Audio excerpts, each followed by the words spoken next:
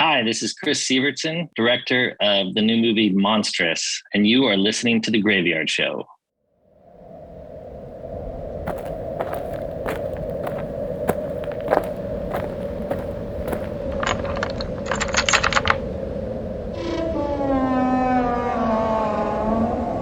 Welcome to The Graveyard.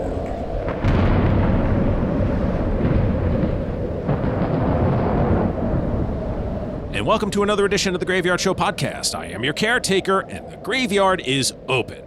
Well, last podcast, I said I knew who my next guest was going to be, and I didn't want to spoil it by saying who it was. And, well, this is who my guest was going to be and is for this podcast. Chris Sivertson, who you heard at the top of the show. He is the director of the new film Monstrous, which stars Christina Ricci, Colleen Camp, and newcomer Santino Barnard. It will be in theaters and on demand starting May 13th. Now, if you would like to reach out to the show, you can do so by email, and the email address is gyspodcast@gmail.com. That is caretakerisawesome@gmail.com. You can send me your thoughts, questions, and if you're a part of the horror community and you have something to promote, please do not hesitate to reach out as well. Now, before Chris gets here, let's take a quick look at the news. So right as I was getting ready to record this, I jumped on the website Bloody Disgusting, and there are a few stories that I saw on their website that I thought I would mention first. So all of this gets credited to bloodydisgusting.com. They have a first look at the new survival horror movie called Quicksand. They're calling it 127 Hours meets The Shallows. The movie Quicksand follows an American couple on the brink of divorce who travel to Colombia for a work conference. While on a hike through the rainforest, a storm causes them to become trapped in a pit of quicksand. Unable to move, it becomes a struggle for survival as they battle the elements of the jungle and a venomous snake in order to escape. The film stars Carolina Gatan from Encanto, as well as Alan Hauko, Jack Ryan. It is a U.S. Columbia co-production from Elemental Stories, 222 Pictures, and Dawn's Light Movies. The film is directed by Andres Beltran, and it is written by Matt Pitts. Looks like Scream 6 is coming to a theater near you at some point soon. They are slated to start principal photography in early summer. Now, Bloody Disgusting has learned that Scream 2022 stars Melissa Barrera, Jasmine Savoy Brown, and Mason Gooding, as well as Jenna Ortega. They are all confirmed to return in the next installment of the Spyglass Media and Paramount Pictures film franchise. In the brand new film, the Scream saga continues with the 4 survivors of the Ghostface killings as they leave Woodsboro behind and start a fresh chapter. You can expect the next Scream film to be in theaters March 31st of 2023. Well, if you're looking forward to the new video game Evil Dead the Game, it's going to be released on Friday, May 13th. That's Friday the 13th if you aren't paying attention. Well, the collector's edition of Evil Dead the Game is including a special in-game Ash skin designed by makeup effects legend Tom Savini. And if you want to check it out, go to bloodydisgusting.com, and they have the photo on there right now. You can check it out. So it looks like there's going to be a prequel to the Omen series. 20th Century Studios is announcing plans for the movie The First Omen. And as stated, it's going to be the prequel to the Omen franchise. And it looks like they found their director. It's going to be Arkasha Stevenson, who has directed episodes for the shows Legion and Brand New Cherry Flavor, as well as she directed every single episode of Sci-Fi Network's Channel Zero Butcher's Block season. And it looks like Stevenson's going to be handling the rewrite along with her writing partner, Tim Smith. Now, the prequel has been in development for a number of years, going back to 2016. So this has been in the works for a while. So stand by for the prequel to The Omen.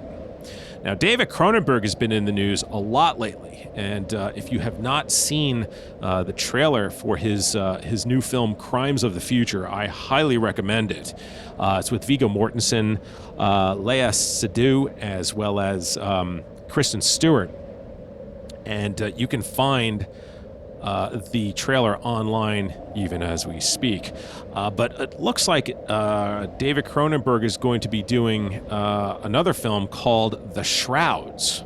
So The Shrouds is going to be starring Vincent Cassel from Irreversible and one of David Cronenberg's other films, Eastern Promises. The film centers on Karsh, which will be played by Cassel, an innovative businessman and grieving widower who builds a device to connect with the dead inside a burial shroud. Yep, that sounds like a Cronenberg film. So of course Cronenberg did write the script, surprise, will be directing the film, and it looks like filming will begin March of 2023. I have to say, Crimes of the Future looks really interesting, so it's great.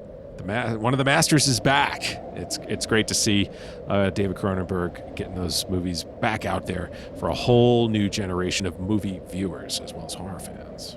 Okay, so that's going to wrap up news off of Bloody Disgusting. Some other quick notes. Weary Pines, the composers of the In Search of Tomorrow soundtrack, as well as the In Search of Darkness soundtrack, a reminder that you can still purchase your CD of In Search of Tomorrow. It is the complete score from the 1980s science fiction documentary, the 5-hour-long documentary. You can still purchase that on their website. You can go to wearypines.com, get information on there, not only about the In Search of Tomorrow soundtrack, but as well as In Search of Darkness as well. Screen Media has acquired the worldwide rights to Bella Thorne's newest thriller she's in called St. Clair. The film's going to be directed by Mitzi Perron and is written by Guinevere Turner and Mitzi Perron. And the film is based on the hit novel Claire at 16 by Don Roth. The film is scheduled to begin production soon in Kentucky.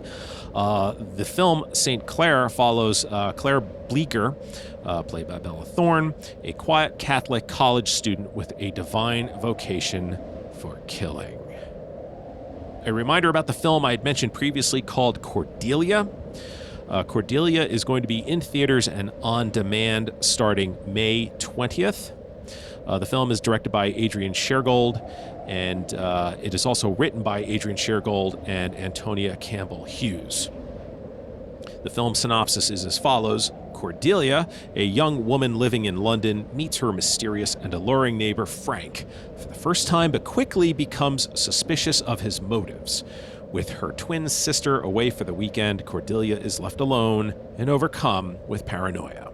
She begins to unravel and sink back into past traumas the more that Frank tries to charm his way into her life, becoming a danger to herself and others. Dark Star Pictures and Bloody Disgusting present The Passenger. It's a Spanish horror film that will be in theaters on June 3rd and will be on demand and DVD June 28th. The film had its world premiere at the 2021 Stitches Film Festival, in which it was nominated for the Audience Award. A group of strangers sharing a ride have their trip interrupted when the driver hits a woman hiking in the dark of night. They decide to help her, but quickly learn that something is wrong and that they shouldn't have let her in at all. The film is also an official selection of the 2022 Seattle Film Festival. And wrapping it up, the film We Need to Do Something, directed by Sean King O'Grady, will be available on DVD and Blu-ray June 16th. The film stars Sierra McCormick, Vanessa Shaw, Pat Healy, and John James Cronin. Seeking shelter from a storm, a family finds themselves trapped for days with no sign of rescue and untold evils lurking just beyond the walls in this wildly fun House of Horrors thrill ride. If you'd like to learn more about the film, you can visit the website weneedtodosomething.movie. That's weneedtodosomething.movie. And that's going to wrap up the news. On the other side of the interview, I will get into a little bit of show news and YouTube news as well. But as you hear in the background, my latest grave is being added as my grave digging team is back after having some time off from the last show. So they're ready to go. I'm ready to go. My guest is here, and it's time for me to get to work.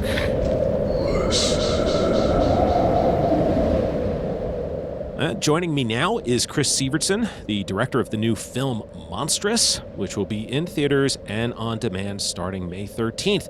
Chris has also written and directed such films as All Cheerleaders Die, Dark Intentions, Heartthrob, and Driven to the Edge, and it's great to welcome Chris to the show. Chris, welcome to the Graveyard. Thank you. Great to be here. Well, it's great having you here. Thank you for taking the time to be here. And so for those that are not familiar with the film, what can you tell everybody what the film Monstrous is about? Monstrous is I consider it kind of a mashup of psychological horror movie, monster movie, about a woman who's fleeing an abusive situation in the 1950s with her young son, and then finds that the farmhouse that she's taking shelter in has some very dark, monstrous things going on it that she has to deal with, including an actual monster. Which I guess would be my rambling pitch for it. Well, it certainly wasn't rambling, but I think it was very accurate and good. Yeah, it's a tough one because there's a lot of different ways you could describe it. I agree. Having seen the film, I totally agree. And there's a lot that I don't want to mention because I want people to be surprised and I want them to enjoy the ride. So I'll move off a topic on the actual storyline. This is for you one of those rare movies where you didn't write the script. The film was written by Carol Crest. So how did the two of you connect with the script? It had been a script that Carol and one of the producers, Robert, had for a while, and they were trying to get it made, and I think they'd almost got it made a couple different times.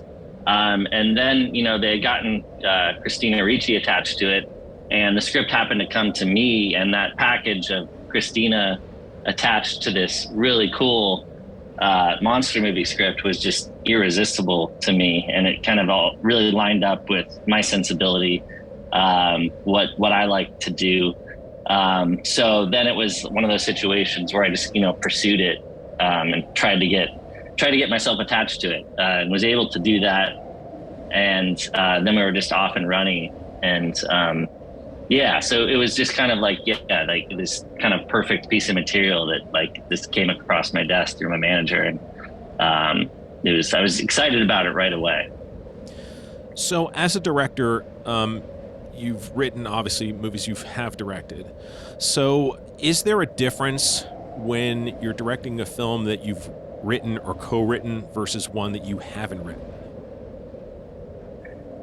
There's a little bit of a difference, I think, because even if I've written something kind of once we get into production, pre-production, shooting and everything, I kind of have to it's like if I wrote a script, I kind of have to still adapt my own script to the reality of whatever we're doing, the actual locations that we can get, the time that we have to make it. So it's always kind of there's a little bit of adaptation of the script as we make the movie. So there was some of that with Monstrous too, where it's kind of I had to kind of just adapt the script. I didn't ever touch any pages or anything on this, and I didn't change dialogue or anything like that, but just there was a subplot that we just didn't really have time to pull off effectively. And so kind of just losing that let us really focus on the whole, Christina's journey. So yeah, I like it is a little bit different. There's also a lot of similarities, but I like the differences. And this kind of felt to me almost like a classic kind of fairy tale sort of a story that just felt that I should respect it and try to bring it to the screen as best as I can. So, talk about your working relationship with Carol. Had you met beforehand, or was this the first time working and meeting each other? And then, as far as like changes to the script, was it something that she was on the set for when changes were needed, if they were needed, or was it something where you would call her if you needed something changed? It was all done ahead of time in pre-production, all the changes. So I hadn't met Carol before. She's a very lovely person, very easy to get along with, and very open to collaboration. Well, at the same time, like this is her story that she created, so I was always respectful of that. But so we did all of like our script revisions before we started shooting, and then like when we started shooting, she wasn't on the set. She was working on other stuff.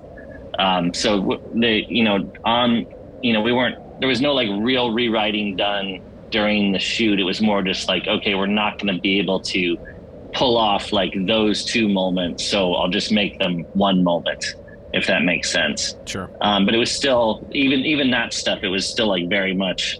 I wasn't like coming up with a new scene or like changing her dialogue or anything, because all of her dialogue, it all was very specific to the era, of the 1950s. And had like a fun kind of playful snappiness to it that's pretty different than like the stuff I would write. So I appreciated that, and her dialogue sounded really good coming from Christina. It just really popped. So I could tell like the script was just really working. Now, as far as filming a period piece, as we mentioned, it takes place in the late 50s. Is there or was there a concern about making a period piece seem authentic, or did you just know that the team around you was going to just kind of nail it? There was definitely a concern because, we're a lower budget movie. So I got my key crew members, I had absolute faith in them, costumes, production design, cinematography, that, who it was really on them to create this believable look. And then pre-production was just like kind of this arduous grinding process of figuring out how we could actually pull this off on a low budget. It actually really helped. We shot in Los Angeles. There's a lot of extra, it's kind of like a give and take when you shoot in Los Angeles. Like there's a lot of things that are more expensive, like locations and whatnot. But there's, particularly for the 50s period pieces, there's vast resources for all that stuff. And a lot of the costumes were actually made from scratch. But then like the props, like TVs and all that stuff, after like years of Mad Men and all kinds of other shows and actually also stuff that was just shot back in the 50s and the 60s. There's like vast like Raiders of the Lost Ark type of like warehouses around town that are full of just fascinating, really well organized and fascinating 50s time capsule sort of stuff. So the one thing, it took a lot of effort and a lot of planning to pull that off. The one thing that we could, we couldn't really pull off like a 50s, like Main Street, like downtown sort of a thing. Mm-hmm. That was just like kind of beyond us. But luckily the movie takes place in, rural California. So that helped a lot. But I'm really happy with what the team did on creating the look of it. I was going to say probably the least you had to worry about was regarding cars out here, because we have classic car conventions out here like every day, it feels like. That's probably the easiest thing to get. And people take their cars. The collectors take them really seriously here, and the weather is conducive to the cars, staying in good shape. Yes. So yeah, and the cars, just such beautiful machines that were, built back then. Well, I mean, that was the first thing. I mean, I hate to say this, but for me, when I saw the car in the beginning of the film, I'm like, oh man, that is just so sweet. It is, yeah, and that beautiful color, and it's just the curves of it. It's really, yeah, just photographing that was a lot of fun. Everybody really got on board with that. As I say, you could probably just made the entire movie just shooting a car. Wouldn't have been very exciting, but yeah. I mean, nowadays, the one question that I'm always asking, at least in the last year or so, was this film shot during the pandemic? It was, yeah. And that made it very difficult. So we started shooting fall of 2020. So we were pretty much still in full pandemic mode. Yeah. And the goal was to finish shooting before the holidays. But we got shut down a few times with like false positive tests. Yeah. So then that pushed us into the new year. And then we eventually got like a real positive test and then had to shut down. And so it took a long time to complete it. But I'm really glad that we did, because it's kind of one of those things where it's like we had like this window to make it.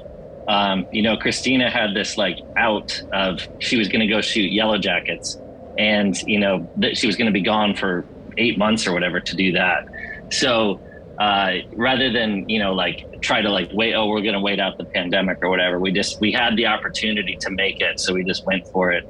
And it was really difficult, but if we hadn't done it, it's one of those movies that just would have never been made, I think. Yeah, I know it's so difficult.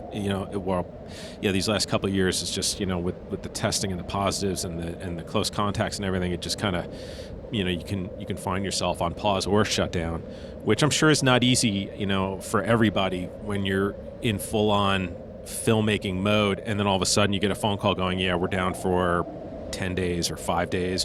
What, as far as the shut, when you were shut down, how long were you shut down for? A couple weeks, and then the last time it was like more like a month, because because also we're a small movie, and at that point all the different shutdowns had pushed us over budget to where then the producers needed to go out and actually wrangle up the rest of the money. Yeah. And it was tricky because it was a period piece. We had these sets that were just sitting there while we were not shooting, and just begging the homeowners to let us keep the sets like that, and the prop houses. It's like, so that was my biggest worry, is that we were going to lose our sets in the downtime, and then I didn't know what we would do if that happened, because there was no way that we could afford to build them again. Even though we were using existing locations, there was a lot of work in renting all the stuff, buying all the stuff, and then the actual kind of construction to make it look like that these were real 50s rooms. Sure. I mean, it's hard enough to do when you're a large budget film. I can't even imagine as a small budget film. What kind of budget were you working with? Yeah, I think now it's okay to say it was about $1 million. Wow, jeez, yeah. So you guys were riding the line the entire time, and of course, every shutdown, every pause, is exponentially larger because you guys have a very limited window, very limited dollar amount, and I mean, you guys are fighting all of it on top of a pandemic to get it done. Wow. Man. Well, you guys did a hell of a job. That was stressful. Yeah, I mean. Oh, thank you. I mean, really, you would never know that. Looking at your film, you would never know any of that. That's why I wanted to ask. There's one particular scene that kind of cracks me up, because Christina's side of it was shot like a month before the little kid side of it. Okay. But as a testament to like the DP in that scene, like it cuts together perfectly. Yeah. But it's that sort of stuff where like we were able to shoot, because anytime I was able to shoot anything, like I would just shoot it. Like nothing could wait. If there was an opportunity to shoot, we had to shoot it. Sure. And there's a lot of little things like that. And that also I had a really good editor working with me the whole time, and she was able to help me, stay sane, and be like, okay, yeah, we can piece this all together and have the story that we need. Well, there were some shots, because now, it's funny when maybe you do the same thing when you watch current, whether it's streaming shows or films or whatever, you kind of look at them and you kind of notice, oh, I wonder if this was shot during the pandemic because of this, or, the characters are almost spread 6 feet apart exactly, like that. And there were scenes in your film where Santino and Christina are sitting there, and I'm like, I wonder if this was shot during the pandemic, because, it just lends itself so well where you have two actors, and, as long as everything's good, you could get a lot, not a lot, but I mean, you could shoot and it works well, as opposed to, okay, exterior, New York City, thousands of people walking up and down the street, which good luck with that. So I guess. Yeah, exactly. But that helped, the fact that it is kind of a two-hander of a movie where it's a lot of it is them in a farmhouse. That helped us a lot with SAG, because SAG was very understandably protective of their actors and had reps coming to visit the set to make sure we were doing everything properly and all the ventilation and all that kind of stuff. But just the simple fact that our cast was small, and a lot of it was just the two of them. And then there was also a lot of it that was just Christina. That helped, that we had that on our side. So that was something. Talk about having someone like Christina Ricci, who's already attached to the project. What, as a director and as a veteran filmmaker, talk about what that's like to have someone of her caliber already attached to a project that she's going to star in. Just so exciting, because she's like a real, just not only a great actress, but like a real, to me, like classic movie star. She's just, the camera loves her. Like she's just got chops for days, and she's just so good. It's like, it's if you have that, it's like, then it's like on, the battle's like already halfway won, because especially with this kind of a movie where the movie is on her shoulders. She's in probably almost literally every scene, and she's able to just turn her emotions on a dime. She's been doing this like every day since she was 10, and just knows, has more experience than anybody else on set, but is really gracious about it and total pro. Really fun to work with and direct, and she's got a really good sense of humor. So it's just like, it was just a total dream, because like I said, like she really has to carry this movie, and having her, we were really able to, I feel like, build the whole movie around her and her presence and her persona and the emotional, just chops that she brings to the role. She makes everything just very genuine. So it was really like kind of a dream situation in that regard.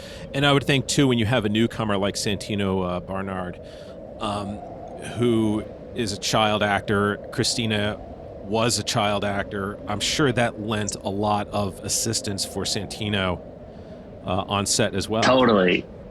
Yeah. And, and Christina has a little boy in real life, and she was just so sweet with him, and made him really comfortable, which was great. So that, because Santino, it was great. We would do like an emotional scene, and then he would start laughing and like skip off to like play. And so, and she really helped keep things playful for him. Even when they're doing the emotional scenes, they would like connect emotionally, and like, she really helped me work with Santino in that way, because she's been through it before, and I wanted Santino, not only did I want like a good performance out of him, but I wanted him to have a good experience and not feel like a bunch of pressure, because he's a kid and he should just be enjoying life. And I really feel like because of Christina, he was like really able to have hopefully like a really good experience making the movie, and he did a great job and was just like a really sweet kid. Yeah, you could definitely see there was a really good chemistry between the two of them. Because there are some emotional scenes that he pulls off that I was like, wow, that's very impressive. Yeah, going toe to toe with Christina Ricci, Yeah. and so they had like kind of an instant bond, and like they were always joking around with each other, and I think I think that was like really good. Just having some sort of a connection, obviously helps you work with anyone, but yeah, there was a real sweetness between them. That I think is hopefully will comes across in the movie and will be relatable to people with their own relationships with their parents or with their kids.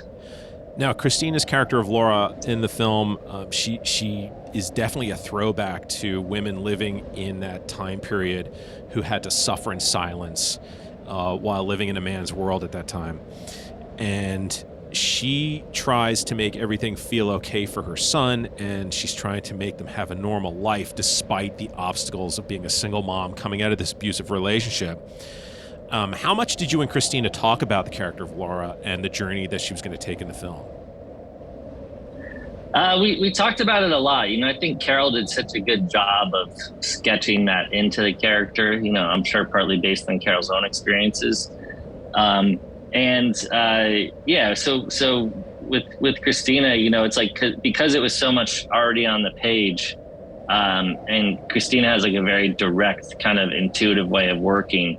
So we talked about that a lot, but I feel like we didn't like kind of like overanalyze it. We always kind of tried to keep it simple and emotional, because I think like I might have mentioned, like it's kind of like there's like a fairy tale aspect to this story to me, where there's like kind of a purity in what's going on. Mm-hmm. And so we tried to keep the emotions.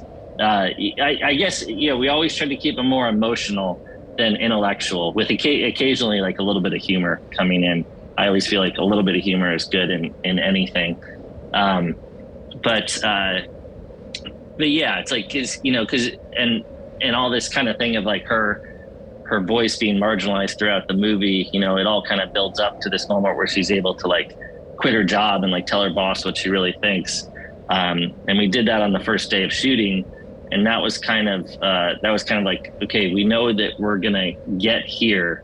And now it's kind of like, that was a fun place to start. And then we can kind of backtrack and all the little moments where she has to like, and she's so good at that, at her like facial expressions, a little bit of sarcasm when someone is being mean to her or not listening to her. She has a way of just looking at people, and she does this in real life too, which cracks me up. There's some moments in the movie, particularly with the landlady, when the landlady is pissing her off, and Christina will like give her kind of like a sweet kind of syrupy look, but in her eyes you can see just that she's totally pissed off.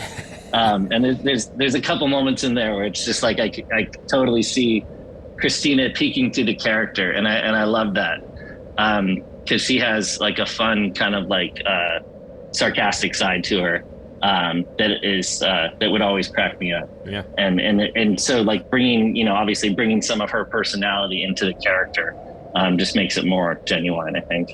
Sort of a graceful restraint. I know it's so great when I can't remember if she said okay. I think it was okay, Daddy-O at one point, and I laughed so loudly because it was so perfect, and just the way she delivered that line, I was like, that is so great.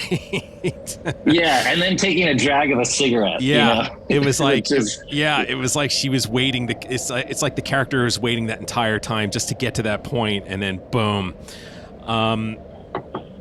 Yeah, I love that stuff. And that was the stuff where it's just like, oh, that's just fun to be on set and see her do that. Yes. Like that's, I was just lucky to be able to witness that, because it was, she's just so good at it. And it's, it really, I think people will respond to that. And the fact that she brings some of herself to it, I think is great. Yes. Really quickly, because I know we're kind of on a tight timeline here. There is something that caught, and I don't know if this was done on purpose or it's just one of those things.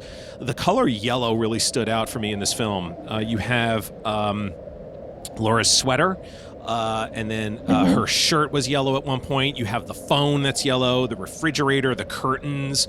Was that just coincidental, or was there something going on there that you were putting in an underlying sort of theme? Well, I've always been kind of obsessed with the primary colors. And I used to be more overt on playing with color in different movies. But in this one, there was a lot of the yellow was definitely something that with costumes and production design that we specifically talked about. But there's not necessarily like a specific meaning attached to any of the colors. Gotcha. In the movie. It was more like an emotional feel, like that yellow sweater that she had, which, and when we did the color in post-production, I'd always give it like just a little bit of an extra pop. Yep. Just like isolating the yellow and bringing that out a little bit. Just because it really just felt right. And the colors of the 50s and, like I said, like I love color in movies. And I used to be more kind of like analytical about like trying to use color, like, oh, this color is because of this, or this color is because of this. But this one was trying to more, again, like I said, like with the fairy tale thing, trying to keep things simple. And like, that just felt right, having that kind of poppy yellow. Yep. Especially like, it's like the first outfit you really see her in. It's what brings her into the house when everything's kind of like seemingly perfect. And I liked seeing that. And then like the first time you see her in her room, she's surrounded by all these like beautiful soft pinks. And that room, her bedroom in the movie, like really it's trippy because it really reminds me of my grandma's room when I was a little kid. And so just seeing her like with the yellow in that beautiful pink room, unpacking pictures of her family, just like it all just felt like very emotionally right, I guess is like the way I say it. So the film is Monstrous. It is in theaters and on demand on May 13th. You've been listening to my interview with the director of the film, Chris Sivertson. Chris, this has been a real pleasure. Thank you so much for joining me here on the Graveyard Show podcast. Look forward to having you back again down the road as well. Good luck with the film. Thank you. Yeah, good questions. Had a really good talk. Thank you. And as I put this interview to rest, I would like to thank Chris for joining me on the program. And as we've been mentioning, Monstrous is available in theaters and on demand starting May 13th. As I begin to close down the graveyard, I just wanted to mention that the video production that I do, Catacombs of Horror, well, there's a new home for Catacombs of Horror, and it is on YouTube. It has its own channel, and it's up and running. The 3 videos that I've done for it are available on the Catacombs Horror YouTube channel. So you can check it out there. And if you've watched the 3 videos on the Graveyard Show podcast, and then you go and you watch them on the Catacombs website, on the Catacombs homepage, you're going to notice that there's a difference in how it looks. There is a new look to Catacombs of Horror. As I mentioned previously, I had a bit of a copyright issue that was tagged on the videos, and it was handled. It was fine. I didn't get any problems, but to avoid any issues down the road as I continue doing these videos, I don't want to keep running into issues and having problems with it. So I'm shrinking some of the video down a little bit. I'm putting some graphics on it, giving credit to the studios that produced the movies, and I have a little watermark on it. So you'll notice a different look to Catacombs of Horror. It's the same show as it was. I just put it through a video editor one more time and just kind of updated it just to avoid any problems down the road. But that's going to be the new look of the show. So you have 3 episodes you can watch if you're new to this and you're just learning about it. The first one is What Best Represents 1980s Horror in 4 categories. Myself and David Weiner discuss that, and we make our selections. The second video is my favorite scenes from the film Count Yorga Vampire, which is incredibly popular. And the third one, and most recent that came out, is my favorite scenes and a missed opportunity with the film Halloween 4, The Return of Michael Myers. And it's the longest one. It's about 48 minutes in length. The other 2 are just a little over 20 minutes. But with Halloween 4, I actually go through the movie, and I play a lot of it. So there's a lot going on there. And if you're a fan of Halloween, check it out. And would love to get your thoughts on that as well. And you can find these 3 videos as well on the Graveyard Show podcast YouTube channel in the playlist section, but I think I'm going to start phasing them out there And if you want to look up Catacombs of Horror, the best way to do it, the shortcut for it would be to go onto the Graveyard Show Podcast YouTube channel. And once you're on it, where the Graveyard Show Podcast photo is at the top, just on the bottom right of it, you'll see a little tag that says Catacombs of Horror. Click on that. It'll take you right to the Catacombs Horror YouTube channel as well. The Graveyard Show Podcast is available everywhere podcasts exist, and as I mentioned, the YouTube channel for that as well as Catacombs of Horror. Look forward to getting your thoughts on that as well. If you know anyone who's a fan of horror, please invite them to enter the graveyard. New listeners and friends are always welcome. In the meantime, my friends, I look forward to seeing you again very, very soon, as I cannot believe summer is right around the corner. That is flying by quickly. Amazing. We're almost halfway through 2022. In the meantime, as you exit the graveyard, I would like to remind you to please lock the gate behind you. We wouldn't want anyone to get out. Until next time.